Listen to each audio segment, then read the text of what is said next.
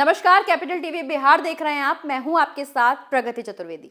बिहार में सत्ताधारी दल आरजेडी नेता और मंत्री पिछले कुछ दिनों से जिस तरह का बयान दे रहे हैं, उससे राज्य का सियासी पारा लगातार बढ़ता जा रहा है। सरकार में रहते हुए आरजेडी के नेता जाति और धर्म को लेकर खूब बयानबाजी कर रहे हैं। जहां एक तरफ रामचरितमानस को लेकर शिक्षा मंत्री चंद्रशेखर के विवादित बयान देने के बाद से ही सियासत गर्म है, वहीं आरजेडी कोटे से मंत्री बने आलोक मेहता ने भी खास जाति के लोगों को अपना निशाना बनाया है।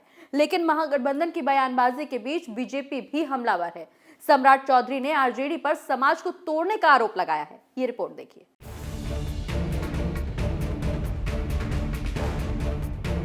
बिहार में सियासी बयानबाजी का मानो दौर सा चल रहा है। जहां रामचरितमानस को लेकर विवाद अभी थमा भी नहीं था कि आरजेडी कोटे से मंत्री बने आलोक मेहता ने भी खास जाति के लोगों पर बयान देकर सियासत भड़का दी है। मंत्री आलोक मेहता का कहना है कि स्वर्ण जाति के लोग अंग्रेजों की दलाली करते थे। मंत्री के इस बयान पर बीजेपी ने जोरदार हमला बोला है। विधान परिषद में विरोधी दल के नेता सम्राट चौधरी ने कहा कि आरजेडी के नेता जाति और धर्म के नाम पर समाज और देश को तोड़ने की कोशिश कर रहे हैं। ऐसा बयान देने वाले आरजेडी नेताओं को पता होना चाहिए कि बिहार की सियासत में उनके नेता लालू प्रसाद की उत्पत्ति एक पंडित की कृपा से हुई है।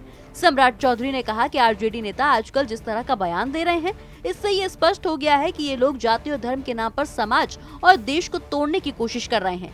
आरजेडी का एक मंत्री देश के सैनिकों के साथ खिलवाड़ करने का प्रयास कर रहा है, तो दूसरा रामचरितमानस के साथ खिलवाड़ करना चाहता है और तीसरा मंत्री स्वर्ण जाति के लोगों को अंग्रेजों का दलाल बता रहा है। ऐसा बयान देने वाले आरजेडी के मंत्रियों को ये पता होना चाहिए कि राष्ट्रीय जनता दल के नेता लालू प्रसाद यादव की उत्पत्ति तब हुई जब पंडित रघुनाथ झा की उन पर कृपा हुई थी। यही नहीं, अगर पंडित चाणक्य नहीं होते तो सम्राट अशोक और चंद्रगुप्त की उत्पत्ति भी नहीं हो सकती थी।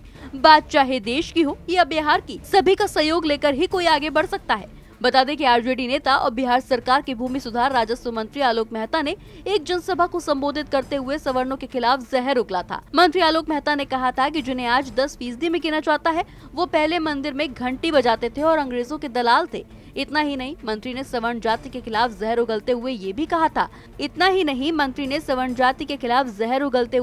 कहा था कि जो 10% लोग हैं, उनके सामने जो आवाज उठाता था, उनकी जुबान बंद कर दी जाती थी। उन्हें EWS कहा जाता था। ये दलित, शोषित और वंचित वर्ग के लोगों के लिए उचित नहीं है।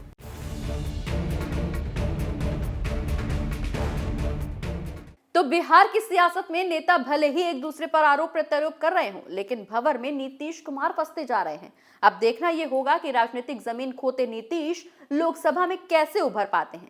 इस खबर में बस इतना ही। आप देखते रहिए कैपिटल टीवी बिहार। नमस्कार।